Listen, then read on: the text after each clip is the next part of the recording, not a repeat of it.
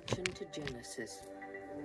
We would have many more questions than we do about our world and who we are if it were not for the first book of the Bible, the book of Genesis. The title, Genesis, means beginnings, and the opening words to this, the greatest story ever told, tell us that in the beginning, God created all things. He not only created all things, but from these ancient texts, we can listen to him interacting with all he made. Genesis records many beginnings: the beginning of the world, of family, of sin and evil, of languages, and of the nations. Genesis begins the great salvation story of God's purpose and plan for his creation. Notice how God chooses one man named Abraham to become one chosen nation, Israel, that would be a light of salvation for all peoples. Moses was the human author of Genesis, but God directed his words.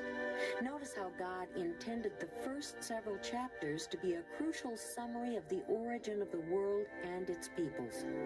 If one were to start from creation and then divide the whole Old Testament story in half chronologically, the midpoint would fall after about Genesis chapter 11.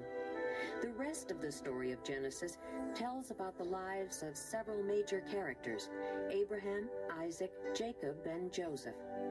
It also introduces us to the way God pursues and enters into covenants or promises with his chosen people, pledging his loyal love for them, which serves to benefit all peoples.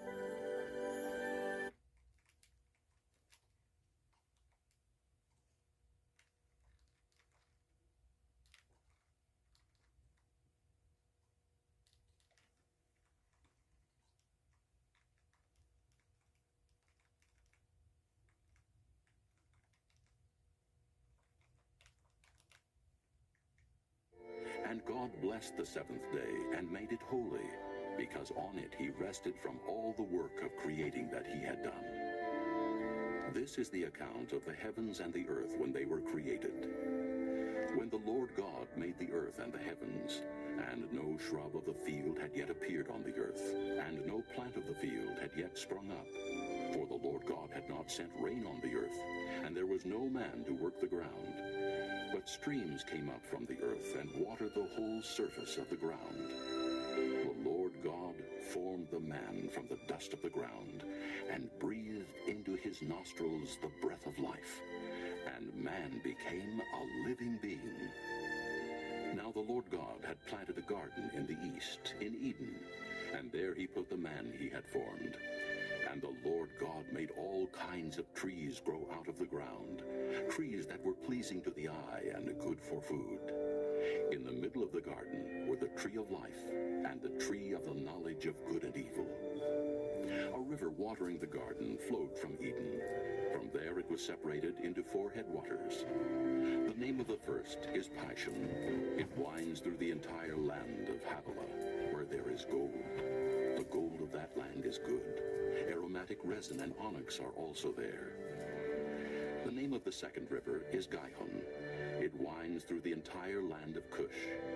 The name of the third river is Tigris. It runs along the east side of Ashur. And the fourth river is the Euphrates.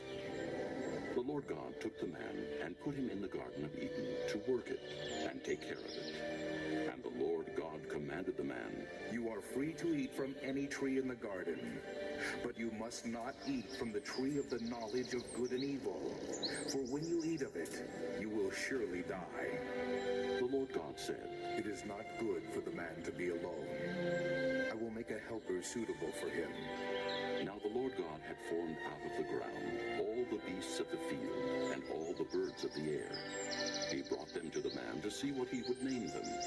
And whatever the man called each living creature, that was its name. So the man gave names to all the livestock, the birds of the air, and all the beasts of the field. But for Adam, no suitable helper was found. So the Lord God caused the man to fall into a deep sleep. And while he was sleeping, he took one of the man's ribs and closed up the place with flesh. Then the Lord God made a woman from the rib he had taken out to the man. The man said, This is now bone of my bones, and flesh of my flesh. She shall be called woman, for she was taken out of man. For this reason, a man will leave his father and mother and be united to his wife, and they will become one flesh. The man and his wife were both naked, and they felt no shame. Chapter 3. Now the serpent was more crafty than any of the wild animals the Lord God had made.